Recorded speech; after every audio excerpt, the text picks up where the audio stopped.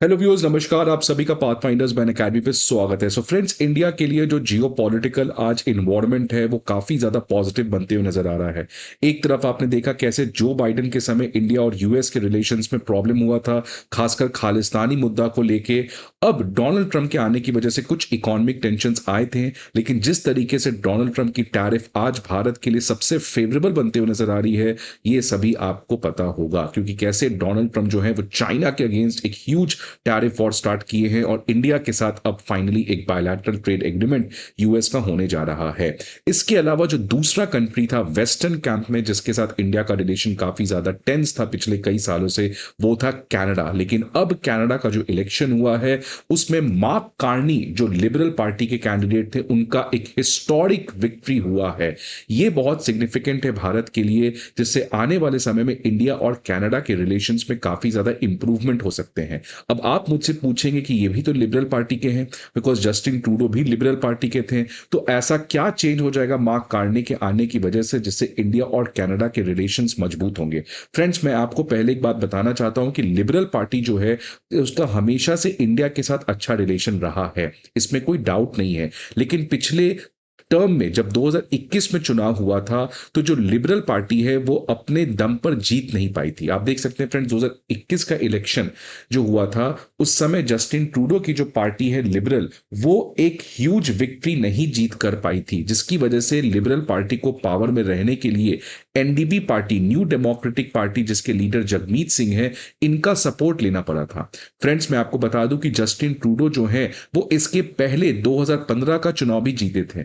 उस समय इंडिया के साथ इनका रिलेशन काफी अच्छा था। लेकिन 2021 में चुनाव में लिबरल पार्टी अकेले अपने दम पर नहीं आ पाई थी, जिसकी वजह से मजबूरन एनडीपी पार्टी का सपोर्ट लेना पड़ा था, जिसकी वजह से जस्टिन ट्रूडो जो है वो जगमीत सिंह के माउथपीस बन गए थे और इनके इशारों के बेसिस पर ये काम कर रहे थे, जिसका नतीजा था इंडिया और कनाडा का रिलेशंस खराब हुआ। और जगमीत सिंह जो है वो खालिस्तानी मुद्दे को काफी ज्यादा प्रमोट किए और गलत तरीके से उन्होंने इंडिया के साथ जानबूझकर अपने रिलेशंस को खराब किया by using huge propaganda against India. लेकिन अब देख सकते हैं फ्रेंड्स कैसे समय घूम फिरकर अलग हो चुका है।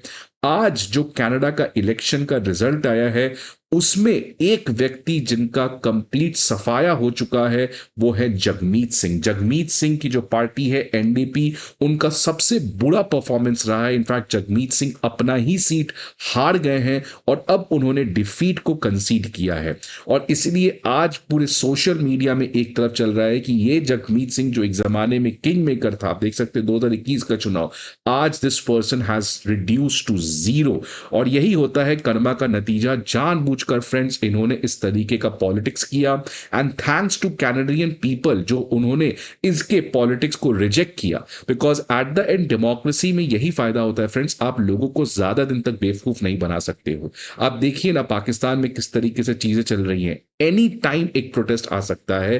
बिकॉज अगेन आप बेवकूफ नहीं बना सकते हो, जनता बहुत स्मार्ट होती है, वो चाहे किसी भी कंट्री की हो। कुछ समय तक आप बेवकूफ बनाते, बड़े से बड़े डिक्टेटर्स लाइक हिटलर को भी जाना पड़ा। तो ये जगमीत सिंह कौन था? सो जगमीत सिंह की भी कनाडा के पॉलिटिक्स से कंप्लीट छुट्टी हो चुकी है। एनडीपी पार्टी जो पिछले कई समय से अच्छा परफॉर्मेंस कर रही थी, लेकिन अब उसका परफॉर्मेंस जिस तरीके से घटा है, तो आज कनाडा के पॉलिटिक्स में एनडीपी के एग्जिस्टेंस के ऊपर भी सवाल उठते हुए नजर आ रहा है।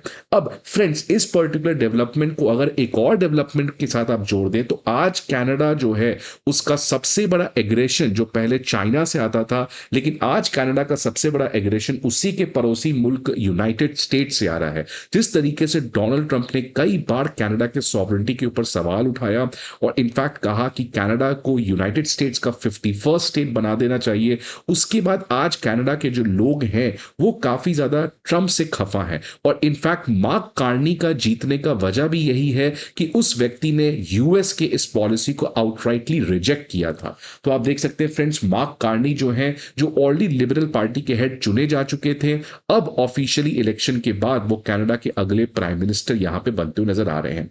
और अपने इस पूरे इलेक्शन कैंपेन में देखिए उन्होंने अमेरिका को किस तरीके से क्रिटिसाइज किया। उन्होंने कहा कि there is someone who is trying to weaken our economy. मतलब ऑब्वियसली ऑब्वियसली ये डोनाल्ड ट्रंप को रेफर करना चाह रहे हैं। इसके अलावा इन्होंने आउटराइटली कहा कि डोनाल्ड ट्रंप ने कनाडा के ऊपर अनजस्टिफाइड टैरिफ लगाया है। ये जो व्यक्ति हैं डोनाल्ड ट्रंप, ये कैनेडियंस फैमिली, वर्कर और बिजनेसमैन पे अटैक कर रहे हैं, जिसमें वो कभी भी जीत नहीं सकते हैं। कार्ने सेज कनाडा जो है वो रिटेलिएटरी टैरिफ लगाएगा, और इनफैक्ट कनाडा ने रिटेलिएटरी टैरिफ लगाया भी था until the American show us respect. So friends, मैं यहाँ पे कनाडा के प्राइम मिनिस्टर को जस्टिफाई नहीं कर रहा हूँ, बट अगर ये दोनों लड़ रहे हैं और इनके लड़ाई से इंडिया को फायदा है तो हमें क्या फर्क पड़ता है, हमें तो अपना फायदा देखना है। अब हमारे लिए डोनाल्ड ट्रंप भी सही व्यक्ति नहीं है, कार्ने भी सही व्यक्ति नहीं है, हमारे लिए सब सही है, सब गलत है, राइट। सो अगर ये दोनों जो हमेशा से काफी घनिष्ठ मित्र रहे हैं, आज इन मित्रता में चोट पहुंची है और दोनों चाइना का एग्रेशन ऑलरेडी झेल चुके हैं, तो इंडिया यहाँ पे अपना कार्ड काफी प्लेस कर सकता है अच्छे से। और फ्रेंड्स, मैं लास्ट में बताऊंगा, कनाडा के पास कुछ ऐसा है जो अगर कनाडा इंडिया को देने को तैयार हो गया तो उससे इंडिया के लॉन्ग टर्म नेशनल इंटरेस्ट में एक सिग्निफिकेंट एडवांटेज मिलेगा जो आप इमेजिन भी नहीं कर सकते हैं। मार्क कार्नी ने अपने इलेक्शन के समय कहा कि अमेरिकन हमारा रिसोर्स चाहते हैं, हमारा पानी चाहते हैं, हमारा जमीन चाहते हैं, हमारा कंट्री चाहते हैं, राइट। अगर इसी तरीके से वो सब ये ले लेंगे तो हमारा कंप्लीट जो वे ऑफ लाइफ है वो ही डिस्ट्रॉय हो जाएगा। तो ये एक बहुत बड़ा इलेक्शन कैंपेन मार्क कार्नी ने यूनाइटेड स्टेट्स के अगेंस्ट चलाया था, और फ्रेंड्स इसी की बेसिस पे उनको ये सपोर्ट मिला था। तो अब दो चीजें मैंने आपको बताया, एक तो जगमीत सिंह का जो पार्टी का है वो खत्म हो चुका है, उससे ऑलरेडी इंडिया को फेवर पहुंचेगा। दूसरी तरफ आज कनाडा को अमेरिका का एग्रेशन झेलना पड़ रहा है, और आपको पता है कनाडा ऑलरेडी कई समय से चाइना का एग्रेशन तो झेल ही रहा है। तो आज अगर कनाडा के पास कोई ऑप्शन है तो आज वो ऑप्शन इंडिया बनेगा। इनफैक्ट कनाडा को ये पहले से भी पता था कि इंडिया ही उनका एक बहुत बड़ा ऑप्शन है, लेकिन जगमीत सिंह की वजह से, द कंपल्शंस ऑफ पॉलिटिक्स की वजह से, अपने नेशनल इंटरेस्ट को ही कनाडा के लिबरल पार्टी के जो लीडर जस्टिन ट्रूडो हैं उन्होंने उसको कॉम्प्रोमाइज कर दिया। अब मार्क कार्ने ने अपने इलेक्शन कैंपेन के समय इंडिया के बारे में देखिए क्या कहा। उन्होंने कहा कि हम इंडिया के साथ वापस से अपने रिलेशंस को बनाएंगे, और इनफैक्ट उन्होंने कहा कि हम like minded countries like India, इनके साथ ट्रेडिंग पार्टनरशिप भी बनाएंगे। ट्रेडिंग पार्टनरशिप का मतलब फ्रेंड्स यहाँ पे वो फ्री ट्रेड एग्रीमेंट की बात कर रहे हैं जो ऑलरेडी कनाडा और इंडिया के बीच में चल रहा था, लेकिन जस्टिन ट्रूडो की वजह से इसको बंद करना पड़ा। अब प्रोबेबली इसको वापस रीएक्टिवेट किया जाएगा, और फ्रेंड्स इंडिया कनाडा के पार्टनरशिप से इंडिया को भी बहुत फायदा पहुंच सकता है। खासकर हमारे जो लोग कनाडा काम करने जाते हैं, ये हमारे लिए बहुत बड़ा फायदा हो सकता है। हमारे जो स्टूडेंट्स कनाडा पढ़ने जाते हैं वो भी एक इंडिया के लिए बहुत ज्यादा फायदेमंद हो सकता है। बिकॉज फ्रेंड्स एट देन आपको भी ये बात पता है कि इंडिया में इतने जॉब्स नहीं है कि सभी को जॉब दे दें, हमें कुछ लोगों को बाहर भेजना पड़ेगा। वो लोग बाहर जाके केवल जॉब नहीं करते, रादर वो इंडिया के एम्बेसडर्स बनते हैं, वहां पे जाकर वो इंडिया के सॉफ्ट पावर को बढ़ाते हैं। सो इसमें कोई हमें हार्डकोर नेशनलिस्ट होने की जरूरत नहीं है कि नहीं नहीं सब कुछ इंडिया में ही होगा। तो ये एक फायदा है। लेकिन फ्रेंड्स सबसे बड़ा फायदा जो भारत को मिल सकता है, आज अगर मैं ऑस्ट्रेलिया की बात करूं या मैं कनाडा की बात करूं, इन दोनों कंट्री में एक कॉमन चीज है, ये दोनों क्रिटिकल मिनरल्स के बहुत बड़े प्लेयर्स है। क्रिटिकल मिनरल्स इनके पास इतना भरा पड़ा है बिकॉज इनके पास आबादी नहीं है, रेगिस्तान पे रेगिस्तान है। क्योंकि कनाडा में आप देखिए कितने कोल्ड डेजर्ट्स हैं और उसके अंदर कितने सारे आपके क्रिटिकल मिनरल्स हैं, वो चाहे निकल हो, ग्रेफाइट हो, लिथियम हो, कोबाल्ट हो, कॉपर हो, रेयर अर्थ एलिमेंट्स हो, इतना ज्यादा कनाडा के पास है। तो इनफैक्ट कनाडा को भी पता भी नहीं है।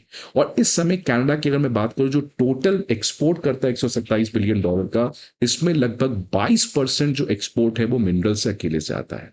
सो दिस शोज कि कनाडा के पास फ्रेंड्स एक ह्यूज पोटेंशियल है क्रिटिकल मिनरल पावर बनने का, जो इंडिया अपने हित में यूज करके मार्क करने की लीडरशिप में यूज कर सकता है। तो अब पुराने चीजों को हमें भूलना पड़ेगा, इंडिया कनाडा के रिलेशंस को एक नए बिगिनिंग पे स्टार्ट करना पड़ेगा, जिससे दोनों कंट्री को फायदा हो और इंडिया का जो क्रिटिकल मिनरल डिपेंडेंस है चाइना पे वो कंप्लीटली खत्म हो जाए, सो दैट भारत इस चीज में चाइना का जो प्ले है उसको बच सकता है। सो फ्रेंड्स आपके क्या व्यूज इस पर्टिकुलर डेवलपमेंट के बारे में, please let me know in the comment box.